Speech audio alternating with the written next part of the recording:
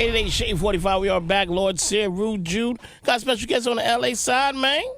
We got a skateboard superstar, Paul Rodriguez Jr., P-Rod. What up, what up? What's up, man? Look at you. Hey. Got the fucking Nike skateboard shit. Thank you. You're like Jordan for fucking skateboarding for him.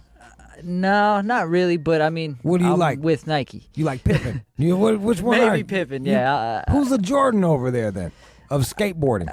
Eric Costin. He's the one? He's the man. He's Michael Jordan of skateboarding. Absolutely. What makes a person the Michael Jordan of skateboarding? What like the same traits that make Jordan Jordan, you know, it's just in a different medium. Like you know. Tall and black? What's that? No, yeah. Yeah. Nah, no, he's semi-tall and Thai. Okay. Oh, he's Thai. Yeah. Nah, he's just a phenomenally gifted athlete, man. You a street skater? Street skater, yeah. That's where it's at now, right? That's in my opinion, yeah. I like it better. It's more like jazz or something like that. Exactly. You it's can just get a little funkier. Yeah, if you see something out there, some type of architecture, stairs, rails, and you have an idea for it, you can give it a go and create as you go. I was down on my luck with P-Rod, and I had to be a rent-a-cop. And there was always skateboarders that was skating on the walls and shit. And I would always have to be like, hey, fellas, I get off work at 5. Just come back then. No, I love those. You guys are our favorite type because we respect it, man. Everybody's got to make a living, man. Everybody's got to get through. And when dudes are just cool like that and they don't take their jobs, there's some rent-a-cops who are just like, they were mad because they didn't become actual cops and they got a vendetta out there. So guys like that are just, if they're cool and they're like, hey, I get off at this time and come back and then. So is that how you came up skating? You skateboard and all, like, just you find an awesome spots. building? Yeah, just local street spots behind supermarkets, at a loading dock, or on the weekend in schools on the picnic tables, just whatever. Yeah. Your old man is the famous comedian. Yeah. What was he? Was he like? Skateboarding is kind of like illegal in a lot of ways. It's not as bad as back in the 80s when you used to get chased out of everywhere. They got skate parks and shit now, but like it's still pretty.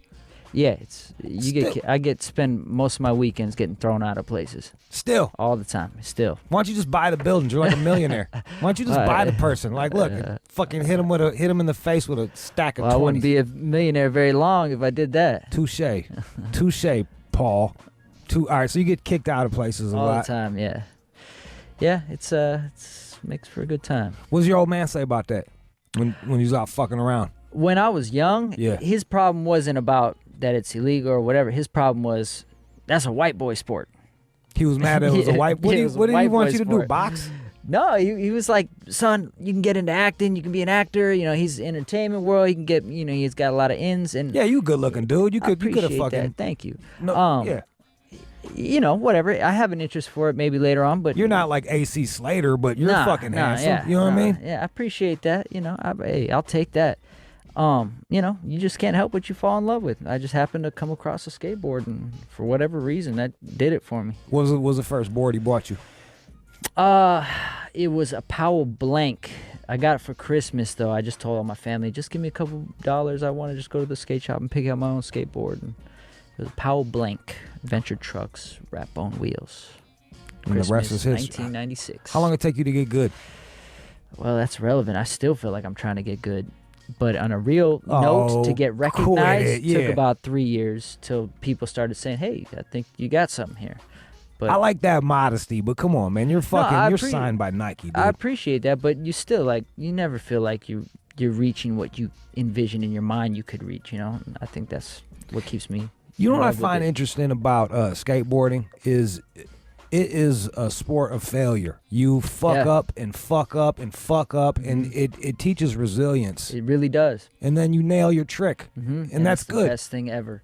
Yeah, man, you really appreciate the grind and the hard work, and that's why, as I've matured and grown, that's why I've respected more and more my father's craft too, because comedy's like that. Stand-up comedy, you go up there and you're putting yourself out there. You might think it's funny, you get booed off the stage, whatever it is, you just keep getting up and keep trying, and that's something you got to have in life, period. Yeah. It takes a bit of tenacity. Yeah, absolutely. And go get itness. Yes, sir. So how does that work for you? You practice, you do all your tricks, and then you do what are they called? Sponsor me videos? Yeah. Yeah, All right. I like that. You know the term. That's cool, man. I hung out with skateboarders. You know why? Yeah. Because they did the funnest drugs. Like they would do ollies and drugs, and I would just do the drugs. I respect that. I Yeah. respect that. Yeah. Shout out to New Dude and Brad and the mushrooms. Yeah. All right. So like you did the sponsor me. Yeah, it's similar to, you know, an artist wanting to get signed with the demo tape. You just show them what you got, your best stuff, and hope that that person, the sponsor, finds you right for their brand and wants to use you as their, you know, guy to represent their brand. And I got really lucky, really young. And yeah, about 14 years old when I got my first sponsors, and yeah, I just kept building off that. Well, when did you start getting paid? And were you doing Like dumb legitimate shit with the money? Yeah. Kinda, yeah. 17 is when I turned pro, and that's when I started making like decent money. Like, got my mom a place that she could live in, and I stayed in the house I grew up in. That type that's of thing. cool. Yeah. Wait, how come your dad didn't do it? He's a fucking zillionaire. Well, the house I lived in, Oh. my dad bought, Okay. and my mom just was ready to move for a change, and I was like, "This is my house I grew up in. I want to stay here." So I was like, "Mom, I'll get you a spot, and I'll just stay here." That's got to feel good, right? It felt amazing. It felt really good, and Do you ever kick her out of the house? You're like, get out of my house, Mom. nah, I can't do that. That's a Can't do nice that to son. Mom. That's a good. That's a Yeah. good son. That's my mom. So you got a video coming out. Yeah, it's called "We Are Blood." Now, what does that mean? Well, the whole theory of the video is more than just like, hey, look at us, we can do fancy tricks.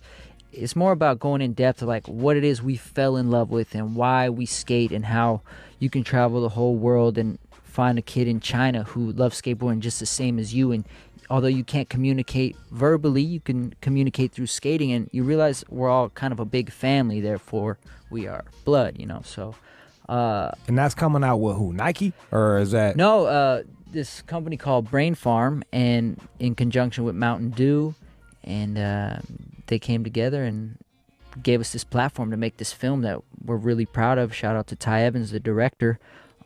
He's worked harder than I've ever seen anyone work, and I'm just proud to say I got to work alongside him. You know what I really like about the skate videos is they break a ton of hip hop. Yeah, huge. with new groups of people, especially back in the 90s. They were really the ones pushing hip hop into other parts of the fucking Absolutely. outside of the hood. Yeah, and a lot of times my skate friends would put me up on rap that I hadn't even heard yet because Absolutely. of these skate videos. Mm-hmm.